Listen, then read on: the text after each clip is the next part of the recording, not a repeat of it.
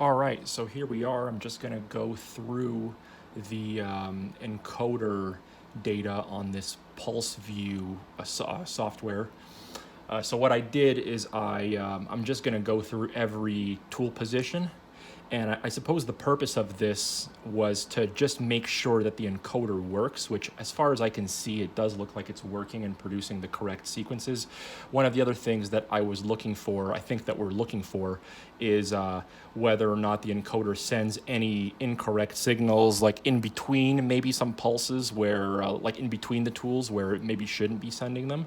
But as far as I can see, I don't think it's doing that. So on this software, it looks like the green line is representing like, I guess the equivalent of an on signal. And the red lines are off. So, and it looks like I had wired this encoder checker backwards, but you can see that it still works. You can easily tell that this is the correct binary sequence. So this is in T0. You can see that there's the green line being 1, and then 2, 3, and 4 are off. So 1 is on, 2, 3, and 4 are off. Let's just move along. Yeah, so these are the regions, I guess, in between the signals where essentially what we're doing is we're checking for maybe some green somewhere where perhaps a signal turns on where it shouldn't. But I've looked at all of these in between areas, and it really doesn't look like there's any weird rogue signal or anything like that. So here we have T1. You can see that number 2 is on, number 1, 3, and 4 is off, and that continues right to the end there. And I have installing the encoder. I have the encoder. It's adjustable, so you can position it such that where the tool change stops is like right in the middle of this sort of region, just to make sure I'm not close to the ends or anything like that. So there we go. Once again, we have the in-between part of the signal. Doesn't look like there's any weird rogue signals switching on or anything like that. Okay,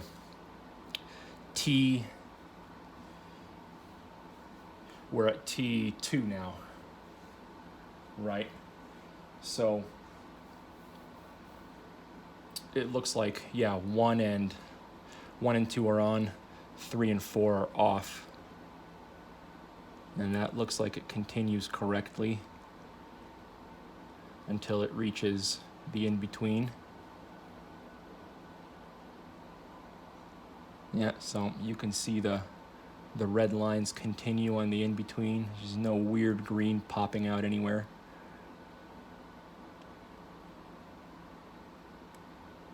Okay, so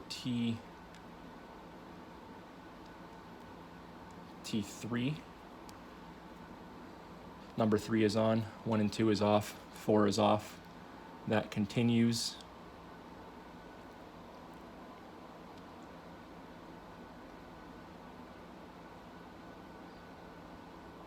Okay, we're back at the in-between now. Doesn't look like there's any rogue green lines anywhere. All red. Okay.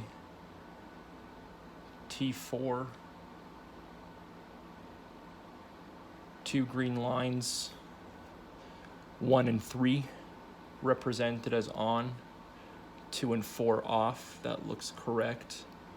That continues up until the end. We're back to the in-between zone. All off, it looks like.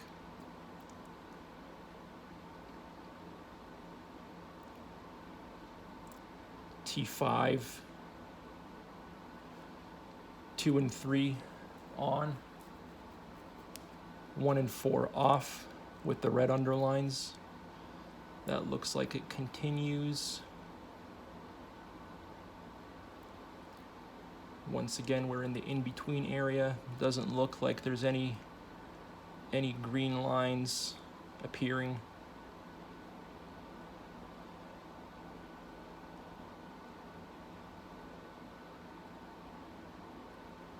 Okay. Where were we? What is that, T6? 1, 2, and 3 are on, represented by the green lines. 4 is off. That continues. We're back in the in-between area again.